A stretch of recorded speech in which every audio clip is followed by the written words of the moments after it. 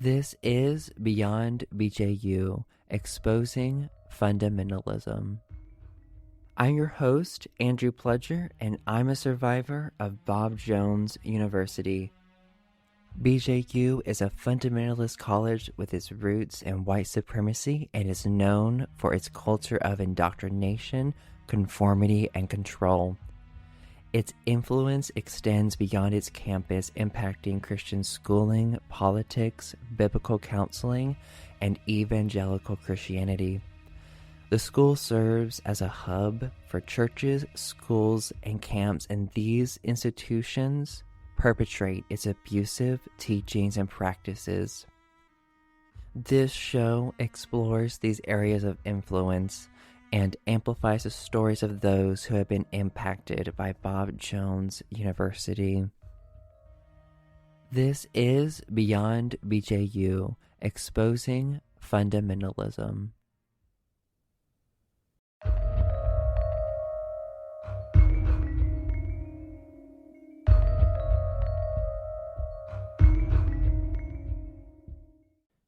Hello, everyone. This is the very first episode of Beyond BJU, Exposing Fundamentalism.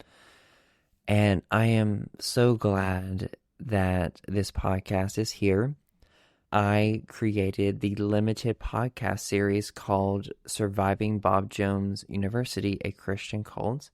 And I honestly thought that would be it. I thought I would make that series and I would be done. But as my inbox got flooded with more and more stories, and I told people, oh, I'm sorry, the limited series is done, I was like, you know what? I have to continue this. And themes I saw throughout my inbox and after researching the Surviving Bob Jones podcast, there is a lot more to be told about Bob Jones University and his influence beyond the university itself. So much more to uncover. The Surviving BJU podcast was a long, limited series, but that was only the tip of the iceberg. And there is so much more that needs to be exposed at Bob Jones and his influence in fundamentalism in general, and so many more survivors need their stories to be told. So if you have not listened to the Surviving BJU podcast, please do, because it is a great overview of what is wrong with Bob Jones University. So Surviving BJU was a documentary type style with several interviews per episode. This podcast will focus on one story or one interview per episode. And it's a continuation of Surviving BJU, but I definitely still want some foundational episodes in the beginning. So Dr. Camille Lewis comes on in this episode, and for those who listen to her incredible story in Surviving BJU, I'm sure you are so happy to hear her again. But she was on faculty at Bob Jones University, and she ended up leaving, and she has studied rhetoric and religion. She is an expert on the history and all things Bob Jones University, and she has been exposing them for years on her blog, What BJU, and she has all the receipts on them. Even though they've tried their best to delete their archives and hide things, she has the truth about Bob Jones University. But here is Dr. Camille Lewis on Beyond BJU.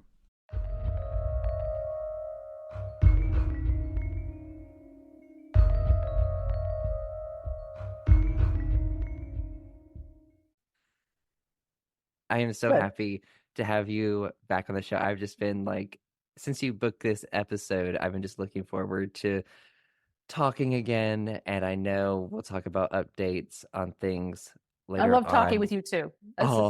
This is awesome. It is so fun. But for people who are not familiar, could you do a quick introduction of yourself and your educational background? Sure. Again, thank you for inviting me, Andrew. My name is Camille Lewis, and I graduated from Bob Jones University with English degree, a Bachelor of Arts in English in 1990, a Master of Arts in Public Speaking in 1992. And then I taught there from 1990 as a GA through 92, but from 1990 to 2007 in the Division of Speech Communication. And till 2007, I left in 2007, and now I'm an assistant professor in communication studies at Furman University. Awesome. And then I don't know if you want to say something about your upcoming book at all. Okay. I'm working on a manuscript called Clandamentalism, where race, religion, and hate intersect. And it's in process. I cannot wait. Like, I am like waiting. But yeah, people follow. I'll link her blog and her social media. Follow her to stay updated on that. Yeah. And I'll definitely, when that book comes out, I'll definitely have you on to talk about it. Okay. Most definitely. Okay. Oh my gosh. Yes. That would be so much. You're like, here's all my life's work. Yeah. Here. Yeah. That's right. All this work. Oh my gosh. Wow. But yeah, so I'm excited to have you back on because for the Beyond BJU podcast, I really wanted to really do like a brief overview of really the history of Bob Jones University for people who maybe won't listen to the Surviving BJU podcast. So if you could really talk about like the historical background and the founding of Bob Jones University. Sure. Well, Bob Jones Sr., so he was the founder, and he lived from 1883 to 1968. And he was born in the Wiregrass of Alabama, which is the bottom part of Alabama where nothing grows. So he was born in poverty. He was really poor. And he attended a local high school that at the time was a populist school, Malibu Seminary. And it's funny, I don't think he actually graduated from that one. I think he graduated from Kinsey High School. I think it morphed over time. Went to Southern University, which was a Methodist school for religious folks, for trained Methodist preachers, but he didn't graduate. He attended 3 years, and the official word is that he didn't graduate because he was making so much money as an evangelist. And he really was. R.K. Johnson said he had fistfuls of cash that he'd stuff in the pillowcases. And it was a profitable line of work. So he went into evangelism. And I know where he was every week of his life from 1896 to 1946. Oh my God. So, and his second wife, Mary Gaston, was a very prominent stolen work. The stolen work story is another story in and of itself. But every Alabamian knew who the stolen works were. They peppered the newspapers for decades. And when he married her, he got a little money and he started to publish his sermons and into a little book. And he would hand that out to ministerial associations at different towns, usually middle-level towns. When he would go to Chicago or New York City, it was always for one day. So he was more in the middle level. You can't he was not like Billy Sunday. Billy Sunday would preach to these massive crowds. His were smaller. And he was living in Montgomery, Alabama. His son was attending a little military school called Stark's University School in Montgomery. And all the people who were all the boys from prominent families in Montgomery, Alabama, attended this little university school. The headmaster was, I'm getting his name here, John Metcalf Stark, and he attended Court Street Methodist with Bob. So that's how he knew them.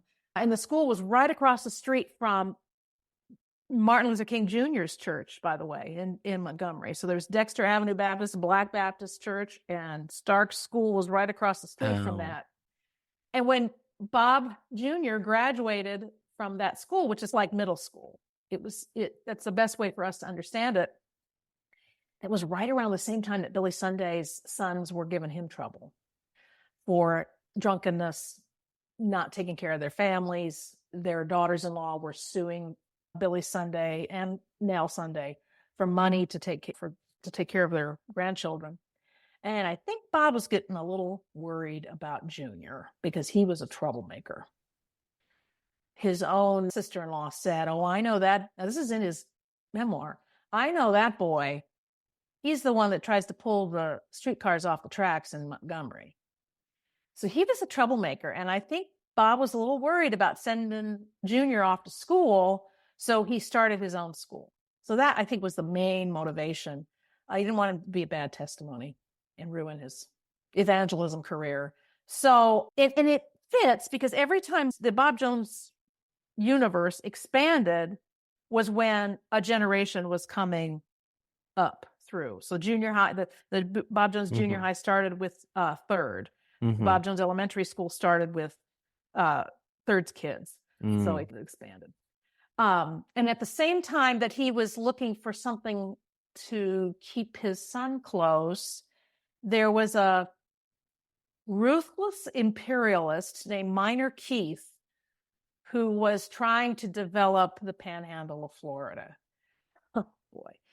When you hear the term Banana Republic, the reason the South American settlements got their term Banana Republic was because of Minor Keith. He ravaged South America. He wanted to build a railroad through it. His brother died while he was trying to develop that property down there of jungle fever. He couldn't keep workers because they kept dying. So he wanted to build a railroad. And while he was doing that, he planted banana trees along the side of the tracks, thinking it could feed the men. And then he realized that the railroad wasn't going to be profitable, but the fruit was going to be profitable. So he needed to transport that fruit from South America all the way up to the United States.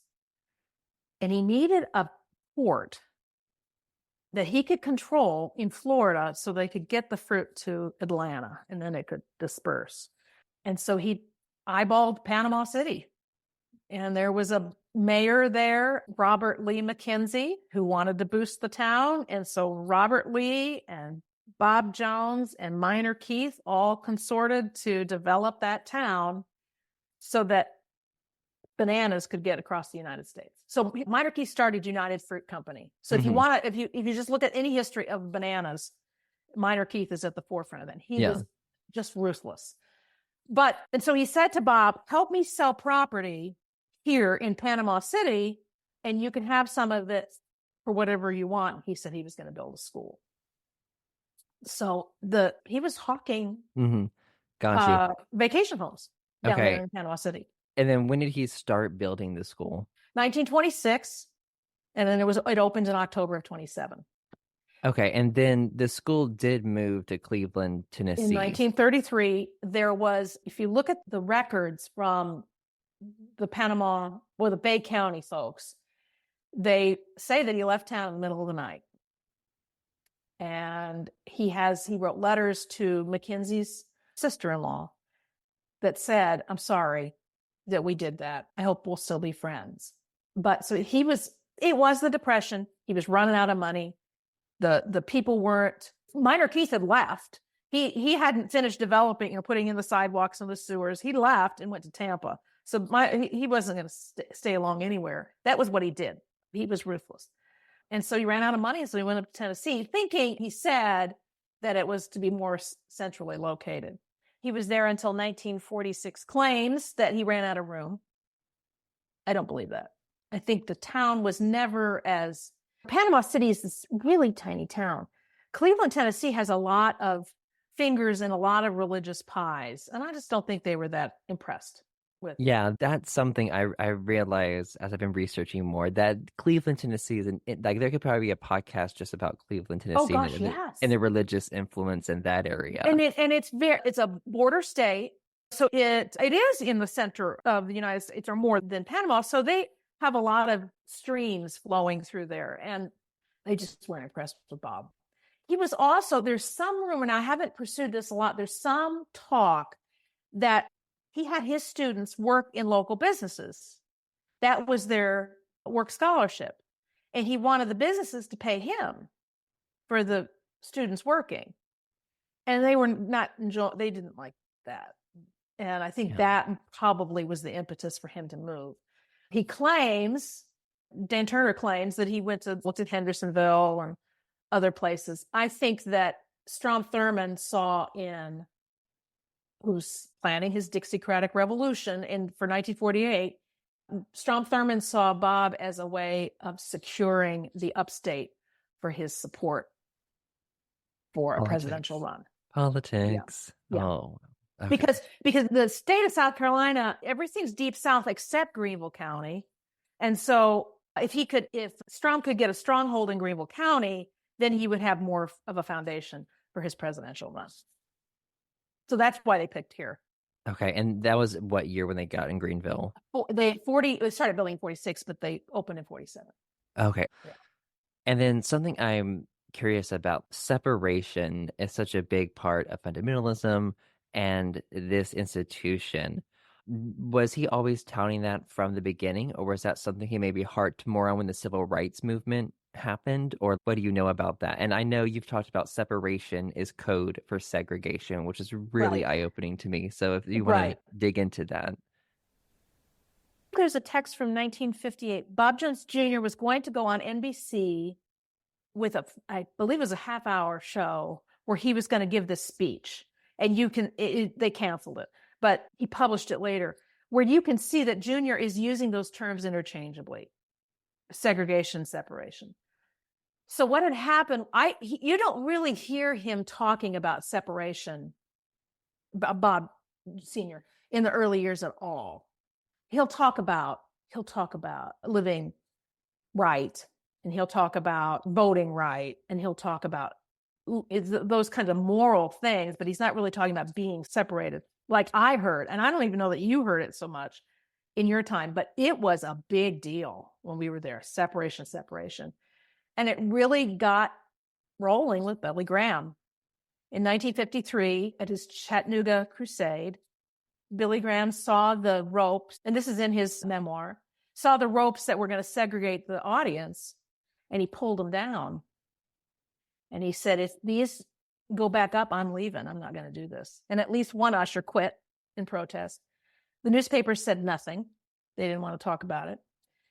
But by 1957, that's when it all became public in fundamentalism, because Billy Graham and Bob Jones were one up till 1957. There are pictures of them together. They supported each other.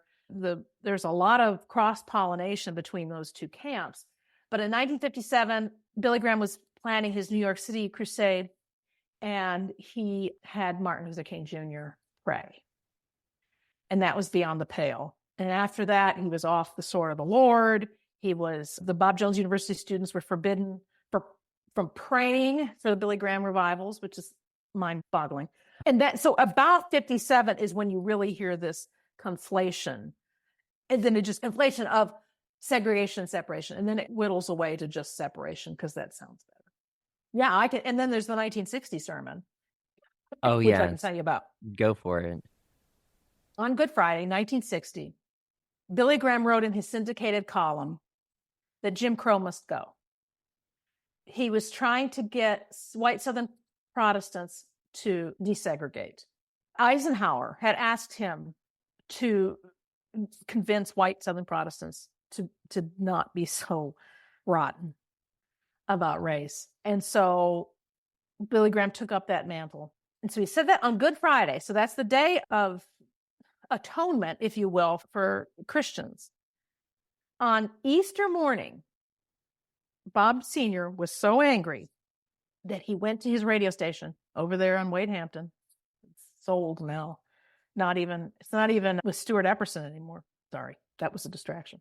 So he went to his radio station and he preached on the high holy day for Christians. On Easter morning, he preached about segregation, and that segregation was in the Bible, and there's a reason that the Chinese are in China, and all kinds of really odd.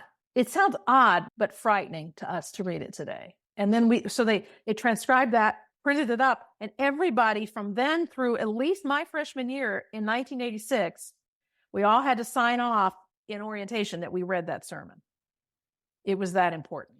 And then Neil, a Bible faculty member, Dr. Neil, rewrote a new version that was a little more intelligent, but still racist. So that, I think, covers that story, I think. Yeah, thank you for saying that. And what was the title of the sermon?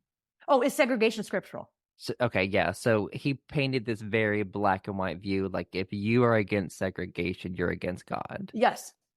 Wow. And segregation's in the Bible.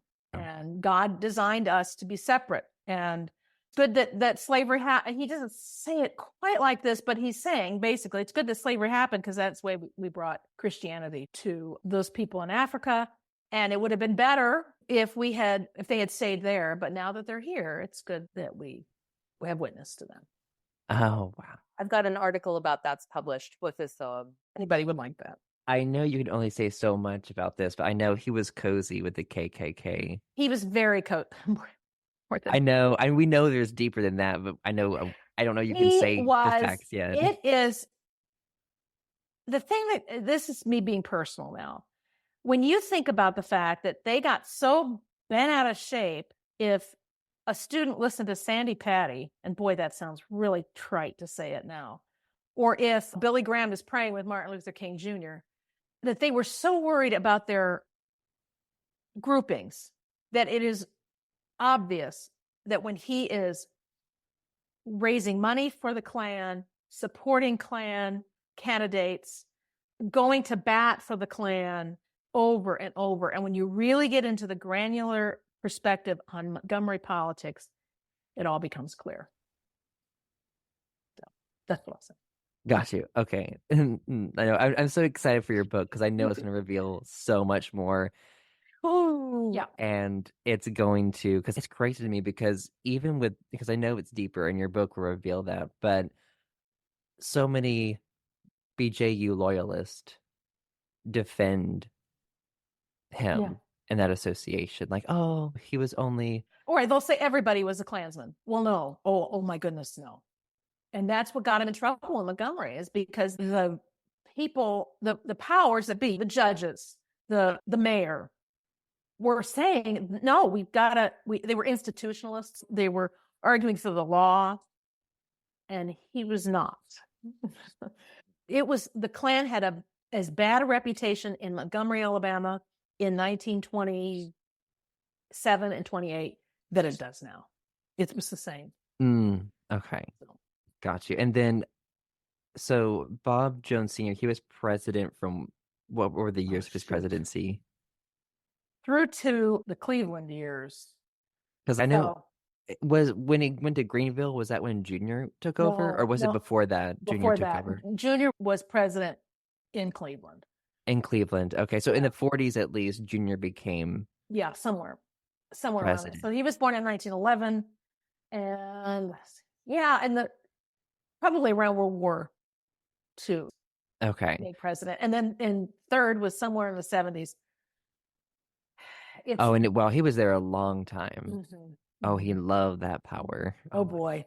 Till 06, I think, or 05. 05 is when Stephen took over. Yeah, and then 05, Stephen Jones, and then let's see, Pettit. He was right when the Grace Report happened. 14. Was it 14? I believe it was 2014. 2014. Yes. And then Pettit left last year. We all watched that, didn't we? In 2023, we watched that, and now we're waiting with bated breath. Right. Now the interim is Benson, and I said to some people this week,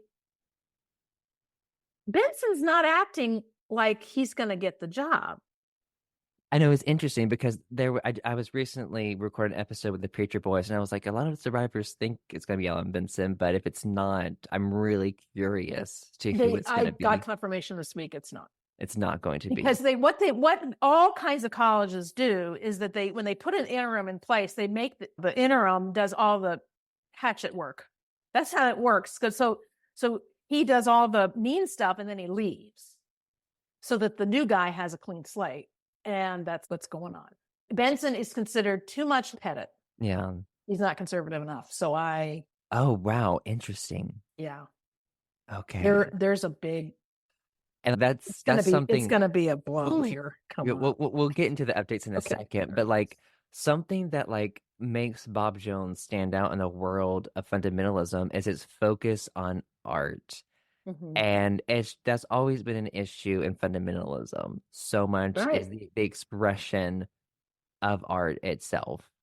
And I it's just they have a major issue with it because number one, like fundamentalists have very black and white thinking, but interpretations of art, it's not black and white, right or wrong, and they hate that they do. so much. They want someone to say, "Nope, this is evil, this is awful," Right. or, "Oh no, this is good, this is righteous, this is holy." There's no in between. There's no different interpretations. Period. And And yeah, it's gonna be a blow because that's been from the start. Because Junior had a bent towards creative expression, and Bob didn't want him going off to the state school, so he started the school and he said, "You can do your Shakespeare here." And now this has been as foundational as the School of Religion for this identity, for this brand, as of oh yeah. last week. But it's Ooh. gutted. Ooh. You know what? Let's go through some recent updates on the Okay. school, and then we'll get into other questions. So, what are the new updates, recent updates for Bob Jones University? So I'm going to check out my notes here. Alan Benson was the dean of students. You all have a different name for it probably, but he was like the dean of students, and he moved to the interim position. He's told the dean of the School of Fine Arts, Darren Lawson, that his contract will not be renewed. He gets till the end of May, or till May, till the end of the school year. Now, Darren Lawson lives on campus. We don't know about his wife. If she works for the online education arm, they call it different things. So I think they call it BJU homeschool now. But that was a blow. That's a big deal. And it's also because the board said theater has to go. They have eliminated the Master of Arts in theater. That's a big deal. That's a big deal. Yeah. It's a big deal for the faculty. It's a big deal for the productions. Now, Darren Lawson this was not his expertise. Theater was not his expertise. He got his Ph.D. in organizational communication. So that's a particular stream in communication studies. It could not be more opposite of theater production. But he liked the glitz. He did. He liked the power. He liked the extravagance. And I remember him even when I was there, spending quite extravagantly. And then he stretched it to include Broadway shows, musicals even, and that it was so beyond Shakespeare. So it's not entirely surprising that this hammer is coming down, but he flew too close to the sun. This is what happens.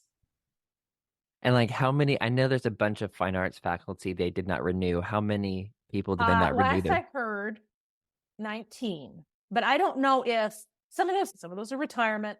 Some of those are people who are just leaving because they're done for whatever reason. And some of them are contracts not renewed.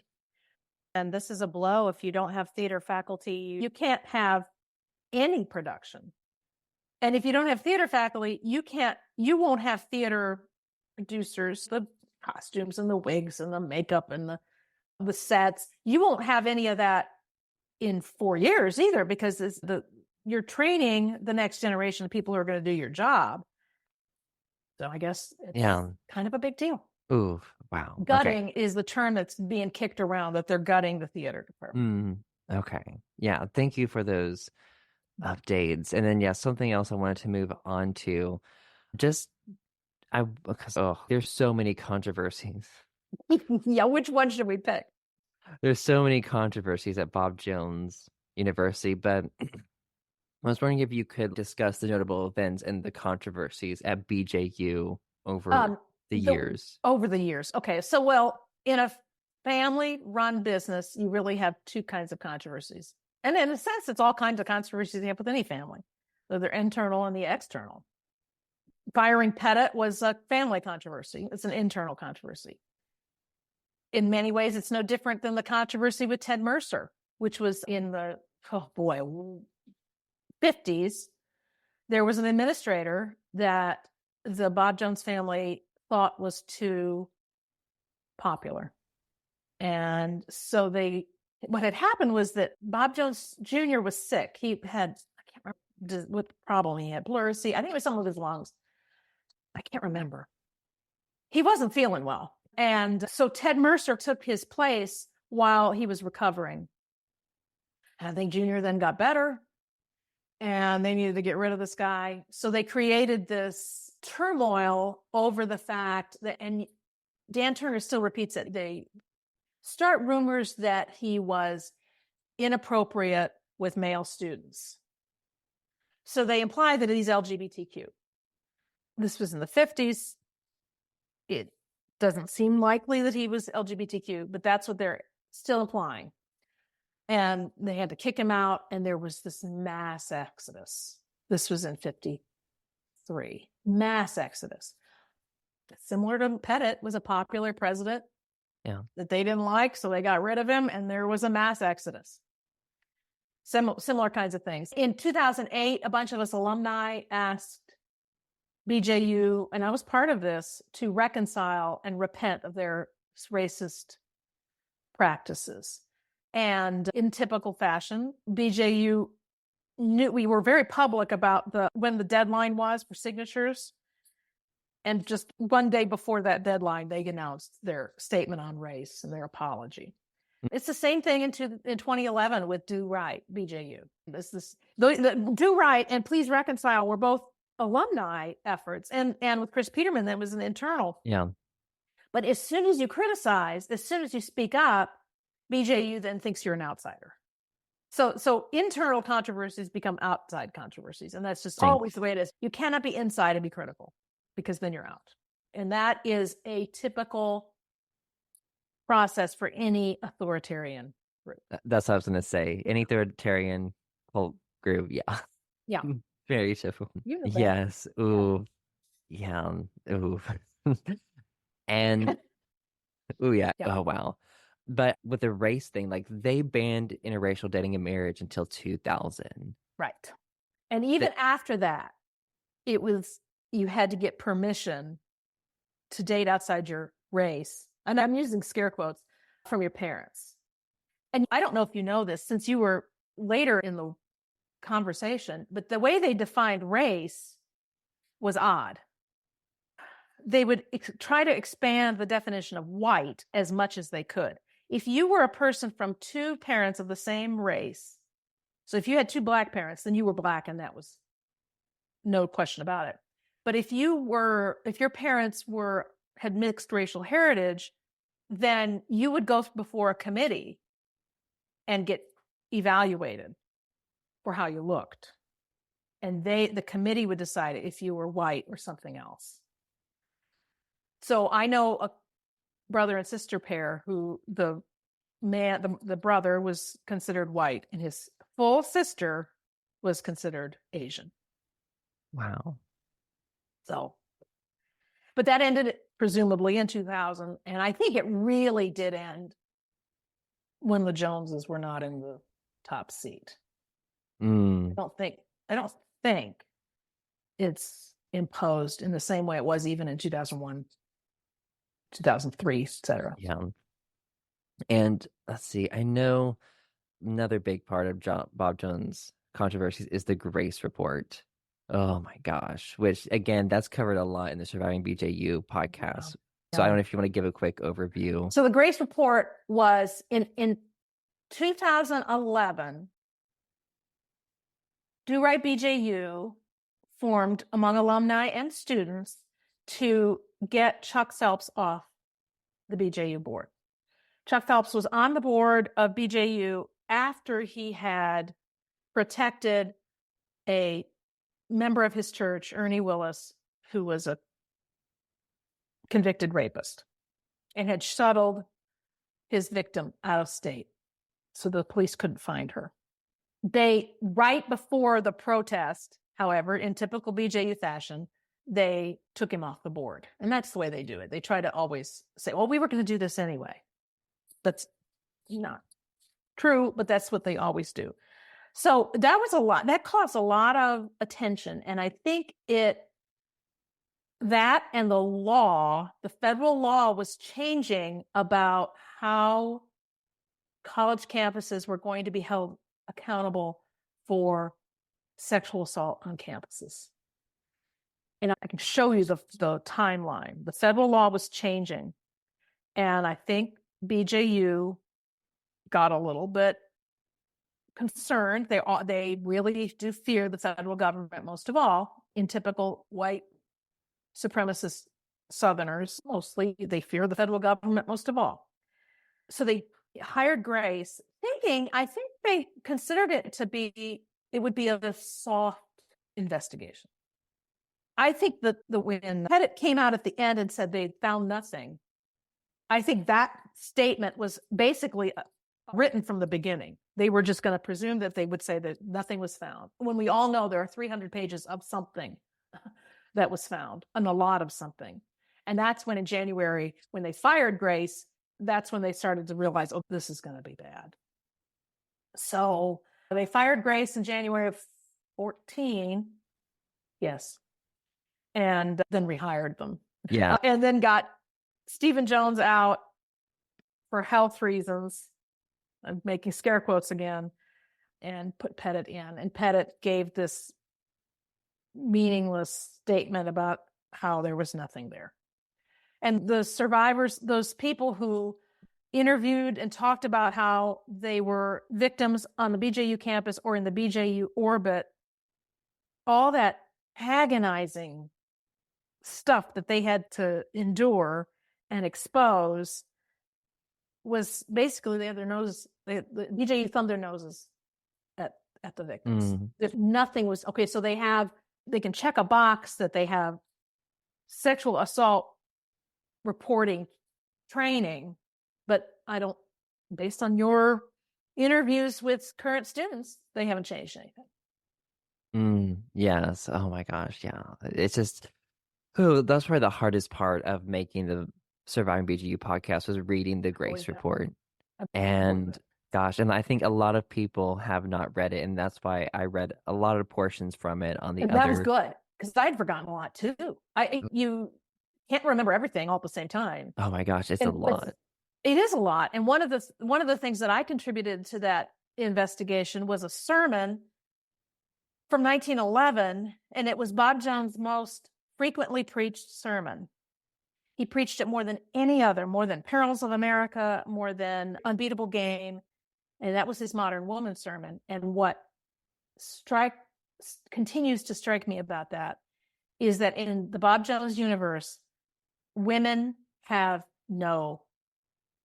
if a woman does anything, if she acts in any way, she is immediately cast out. She can only be a passive channel for male action. And if you're a woman, don't ever think you've got any agency. And I'm saying that to those dear folks who are getting squeezed right now by that place. Yeah. I've got several in mind, and I'm not going to say who it is. But got you. Yeah. Oof. Yeah. Oof. Yeah. And it's just, what's still heartbreaking to me is just still the BJU loyalists who, like, they care so much about defending Bob Jones Sr., just Bob Jones, the institution in general. They're like, oh, it doesn't prove anything. And it's, it doesn't prove that they were covering it up. And it's, okay, well, there are other points to be made other than that.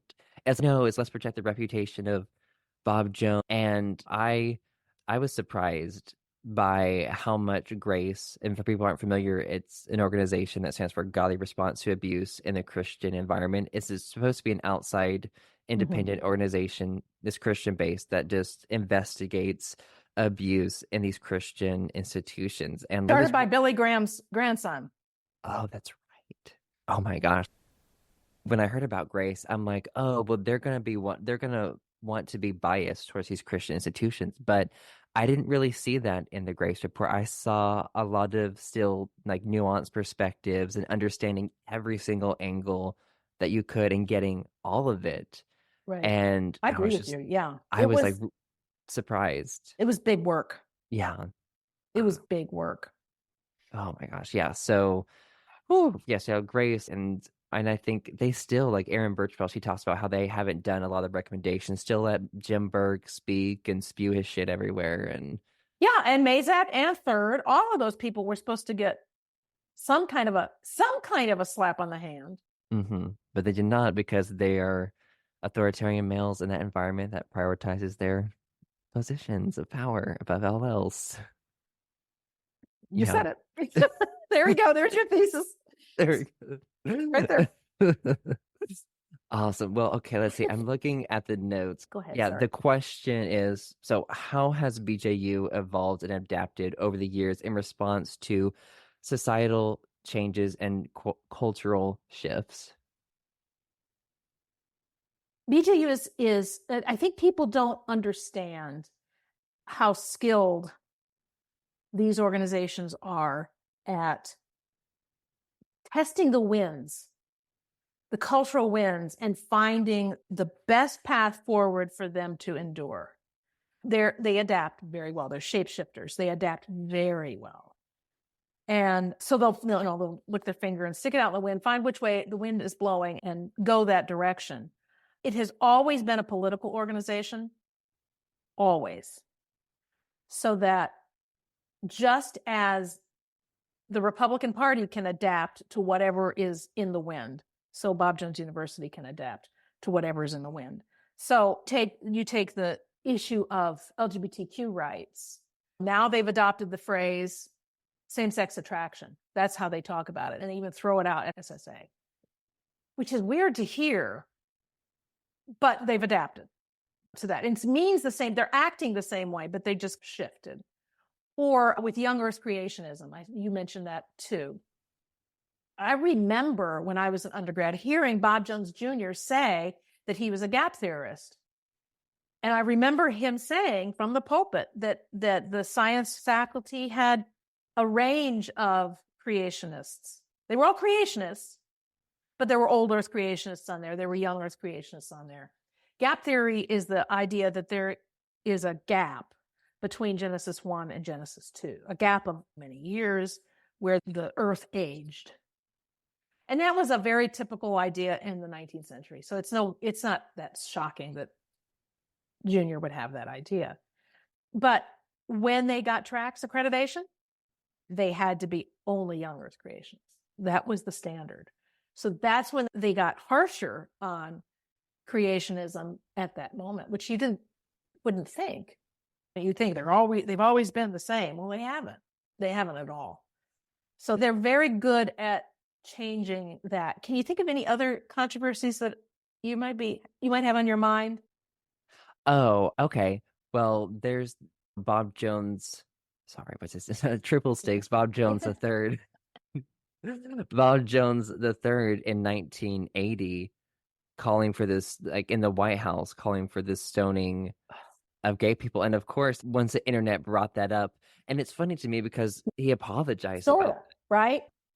I think it's a fair word. Yeah. And it's funny because then people always say, "Oh, is it internet? This is why all these things are happening." It's, oh no, it's not your actions, it's not your words at all. Like, what about accountability at all?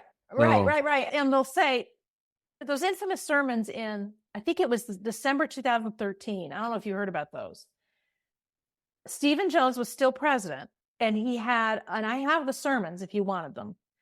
He and I think it was John Dalton, I can't remember, preached a bunch of sermons about, as they said, same-sex attraction, and said something like, if you have any trouble with this, come talk to us. And of course, the alumni are all screaming, it's a trap, it's a trap, it's a trap. Don't do that. You felt that when you were there. But they didn't want those sermons released. There were alumni who went and attended and got recordings of them on their phone because the BJU wouldn't release them. And I do wonder if that's part of the reason that Stephen Jones was ushered out, because he was being too accommodating. Okay. Even that much. You wonder, especially now with all the other stuff that's going on, if that was part of it. So they change and then they don't. You know, it's like a relationship with any narcissist. They give you a little bit of rope and then they yank it away. They're nice to you a little bit and then they hit you. So kind of. Ooh. a pattern. Yeah. Yeah. And I think politics was another. They've always been in politics, always. But I felt like when the 2000 incident with George Bush coming and causing the controversy with the interracial dating ban, they seemed to at least act like publicly they were pulling out of getting involved with politics. But Well, and Stephen's not his father. Third likes that. He's an extrovert and he likes that power involved. And Stephen is not. Stephen is more introverted. So you could see that he was just not interested. But then you got Pettit giving Ellen Weaver a graduate degree. And oh, yeah, gosh. But yeah, I'm trying to think. And that's the thing, even with the Grace report, like they act like you said, they have all these things in place. But even with recent things that have happened around sexual abuse, they don't seem to have changed in that regard. It's all, let's not actually change it. Let's make ourselves seem like we're changing, seem like we're adjusting. Right. And their metaphor that Bob Sr. used of the show window is really an excellent way of understanding them. So that they're creating a window in their department store that will draw you in and want you to come into their store, but they have to have the newest products out there. So they'll take the old Tide and put it away and then bring out the new and improved Tide, but it's still the same. It's still Tide. It's just a different box. So that's their changes always serve their own ends. They always promote themselves. It's never to genuinely allow more freedom or more agency. Yeah. Their way is the only way. You don't like it, get out. You can do it exactly like how they want to. Even to the point that they will still tell faculty, you can't go to that church. That just happened this week. You can't go to that church. Oh. Which is not like they're going to a Rastafarian church or something. A good church, but you can't go to that church anymore. No. Oh, yeah.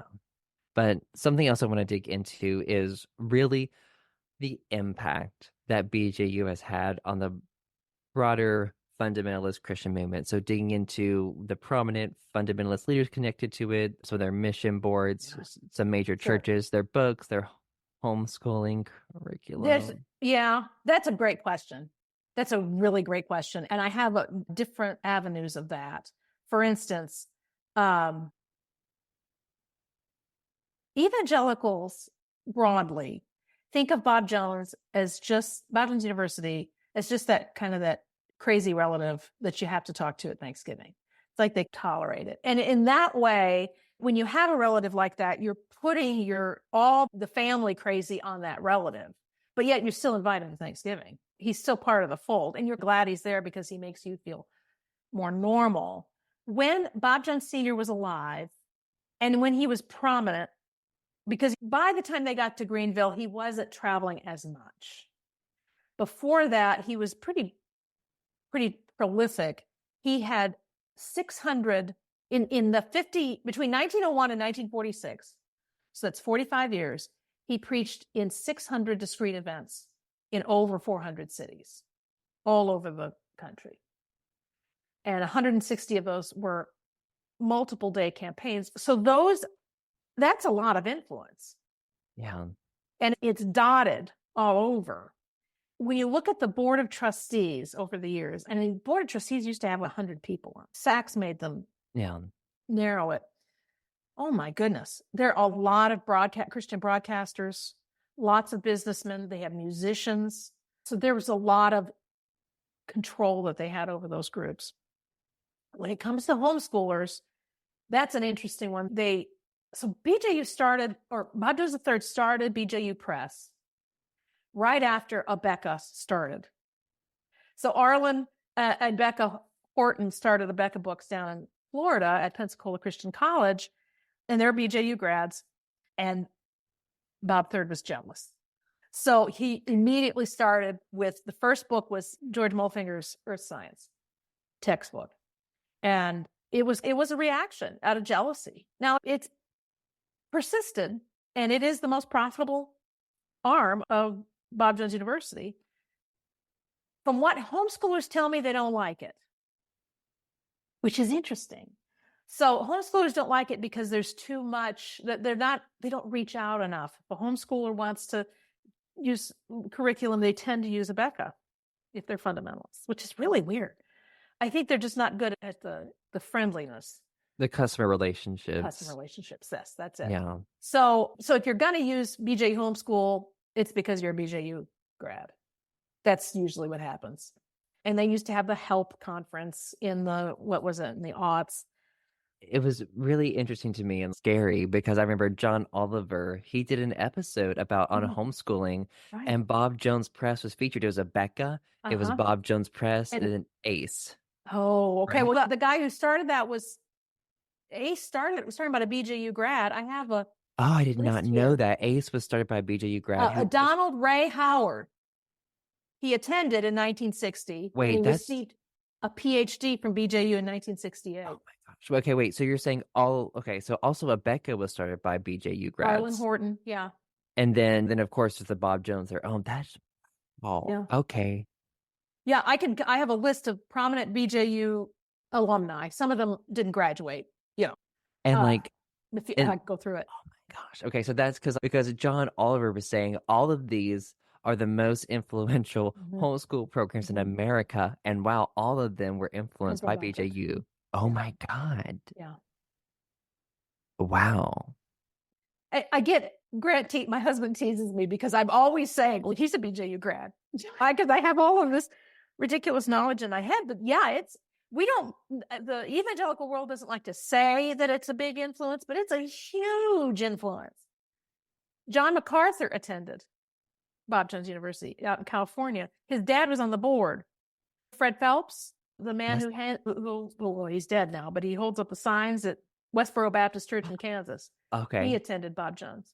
Oh, I had heard about that. Yes. Peter Ruckman, who's a great big KJV only guy. I want to get into him, and oh my gosh, that's such and he seems so, because he started his own cult, didn't he? Oh, right. Oh, absolutely. He started a cult. Absolutely. And they're called Ruckamites or something? Yeah. Oh my gosh, that's something else. That's a whole other... I think he's got a PhD if I'm remembering correctly. Tim LaHaye graduated. And he's the guy who wrote the Left Behind books. Yeah. Oh my God. And his wife attended 1 year. And of course, Billy Graham attended. We all knew that.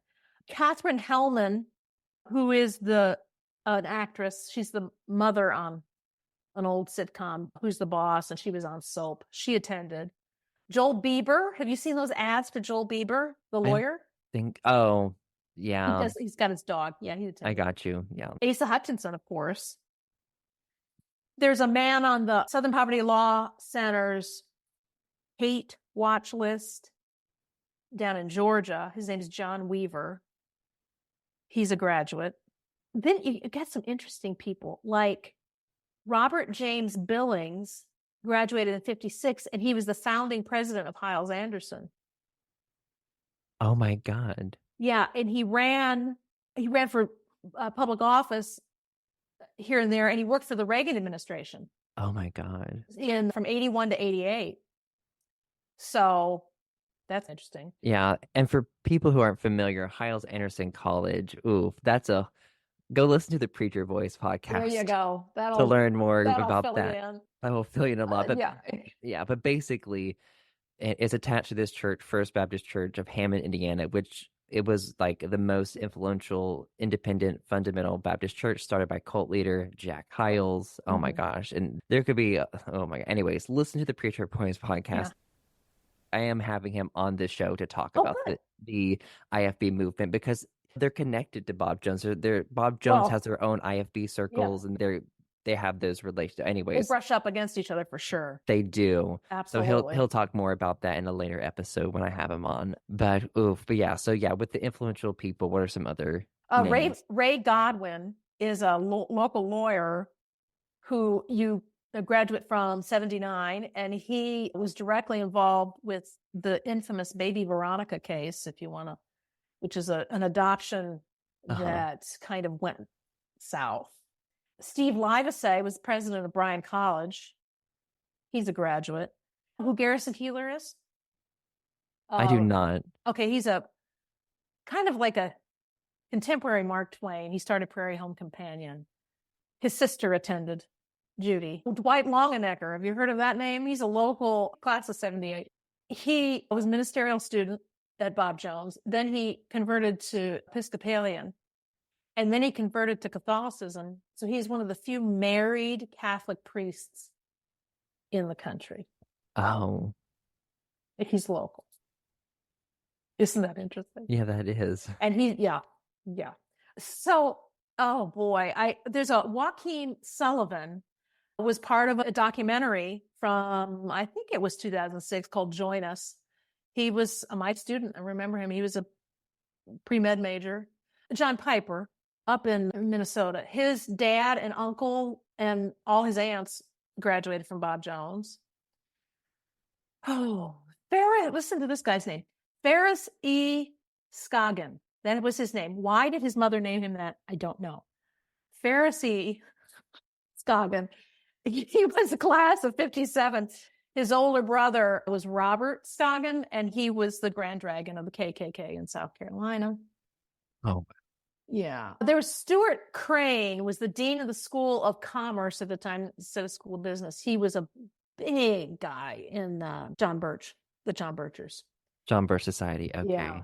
There's a man named Delbert Fessenfeld who started Life Action, which if you have anybody who remembers the 70s, that was a great big musical group from the 70s that would go around to churches, and he started that. So I think I've got some others here, but those are the big names, I think. Oh, wow. Oh. And like the thing is, which I'm excited, which soon we're going to get into why this influence is so concerning with a lot of their teachings and ideologies. But before we end like this episode, my last question is, in your opinion and from your experience, really, what is the purpose of Bob Jones University? Well, they state their purpose. Bob Jones University has determined that no school shall excel in the thoroughness of its scholastic work, and God helping it, in the thoroughness of its Christian training. They put on their tax returns, Bob Jones University delivers a Christian education through its elementary school and university. So they're going to say their purpose is to educate. But as I've digested their words over the last century, their purpose is to bring converts to God. And the grammar and the way I said that is deliberate. It's not that they are winning others to Christ. They are bringing converts to God. The converts are passive in that. They're like a token. They just want to tote people to God, like I haul groceries in from the back of the car. So there's not a lot of care. They say they claim to care, to have relationships with people, but it's really to bring people to God. And then they're done after that. So, and the reason they like that is so that they get brownie points from God. They get righteousness points, or however you want to put it. So that's how I would phrase, based on the rhetoric of the last century, that's how I would phrase their purpose. Yeah, most definitely. And it's just, this the indoctrination that happens throughout all of that process, turning them into the BJU mold of what they think.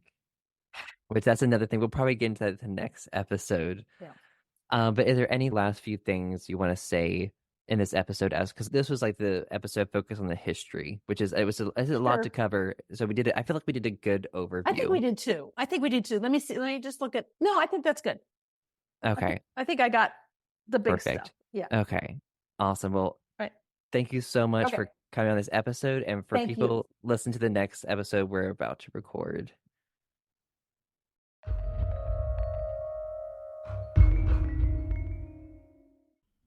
Thank you for listening to this episode of Beyond BJU. If you are listening on Apple Podcast or on Spotify, if you could leave a 5-star rating, this will help other listeners just like you discover the show. Thank you.